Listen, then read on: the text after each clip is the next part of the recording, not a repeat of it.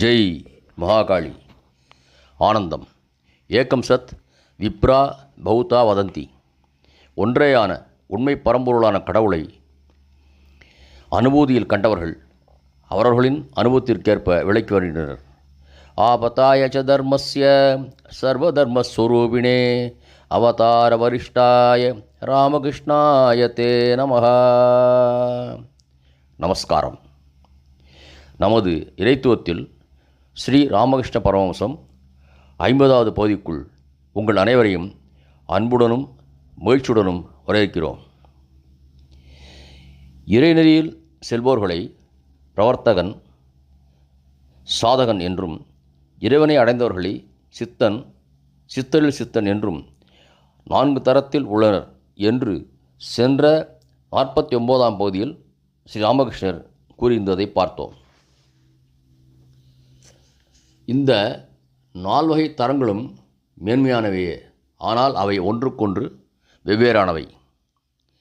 நாயன்மார்களில் சத்புத்திர மார்க்கம், தாஸ்ய மார்க்கம், சக்கிய மார்க்கம், பிரேம மார்க்கம் என்ற 4 வகைகளில் சிவனை பாவித்து அனுபவித்தார்கள் என்பது உங்களுக்கு தெரியும்.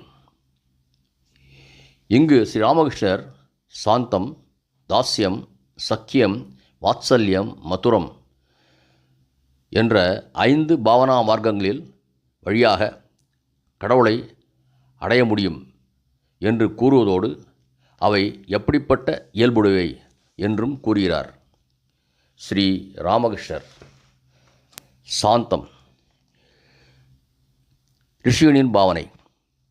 இன்ப நுகர்ச்சியில் எந்த நாட்டமும் அவளுக்கு இல்லை. மனைவி கணவனிடம் கொள்கின்ற ஈடுபாடு போன்றது இது. அவன்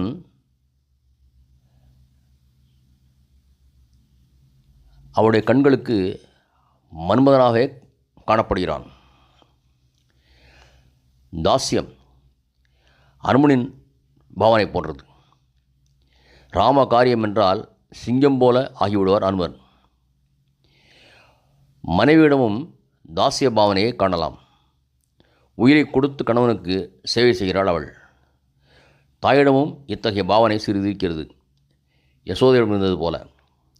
சக்கியம் தோழமை. வா, வந்து அருகில் உட்கார் என்ற அளவில் நெருக்கமாய் பழகுவது. குச்சேலர் போன்றோர் கழித்த எச்சில் பழங்களையே சில வேளைகளில் கணவனுக்கு கொடுத்தனர். சில வேளைகளில் அவன் தோள் மீது ஏறி உட்கார்ந்தனர்.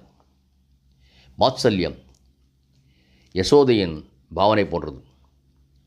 மனைவிடமும் ஓரளவு உள்ளது. அவள் கணவனுக்கு மனமாற உணவு படைக்கிறாள். தன் குழந்தை வயிறு நிறைய உண்டால்தான் தாய்க்கு திருப்தி. கண்ணன் உண்பான் என்று கையில் வெண்ணெய் வைத்து கொண்டு அலைந்தாள் யசோதை. மதுரம் ராதையின் பாவனை போன்றது. மனைவியின் நிலையும் இதுதான். சாந்தம், தாஸ்யம், சக்கியம், வாத்சல்யம் போன்ற எல்லா பாவனைகளும் இதிலே அடங்கிவிடுகின்றன. சுவாமி, இந்த கண்களால் கடவுளை காண முடியுமா? ஸ்ரீ ராமகிருஷ்ணர், இந்த ஊனக்கண்களால் அவரை காண முடியாது. சாதனைகள் செய்து செய்து ஒரு பிரேமை உடல் உண்டாகிறது. பிரேமை கண்கள், பிரேமை காதுகள் எல்லாம் உண்டாகின்றன. அந்த பிரேமை கண்களால் தான் அவரை காணலாம். அந்த பிரேமை காதுகளால் தான் அவர் பேச்சை கேட்கலாம். அவ்வாறே பிரேமமயமான ஆண் பெண் உறுப்புகளும் ஏற்படுகின்றன. இதை கேட்டதும் உறக்க சிரித்தார். குருதேவர் முகம் சுளிக்காமல் தொடர்ந்து பேசினார். இந்த பிரேமை உடல் ஆன்மாவோடு கலந்து இன்புறுகிறது. இதை கேட்டவுடன் மாவுக்கு புரிந்தது போலும் இருக்கிறது, புரியாத போலும் இருக்கிறது.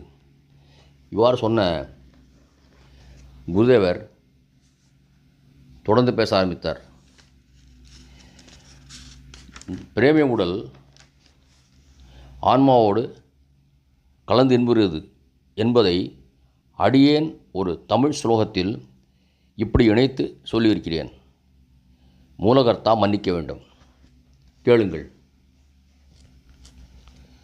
அழும் தோறும் அணைக்கும் அன்னை அறிவிலாது ஓடி விழும் தொறும் எடுக்கும் அப்பன் விளையாடும் பொழுது தோழன் நான் காமமுறும் பொழுது என்னை கலவியிடும் ஞானக் காதலன் ஞானக் காதலன் குறிப்பறிந்து செயல் செய்யும் சேவகன் தொழும்தொறும் காக்கும் தெய்வம்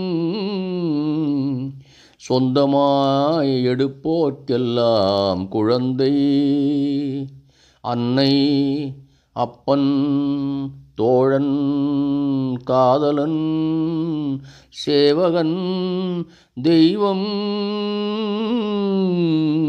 குழந்தை இப்படி உலாவும் என் குருநாதன் வாழியவே பல்லாண்டு பல்லாண்டு பல கோடி நூறாயிரம் இன்னும் ஒரு பல்லாண்டு வாழியவே.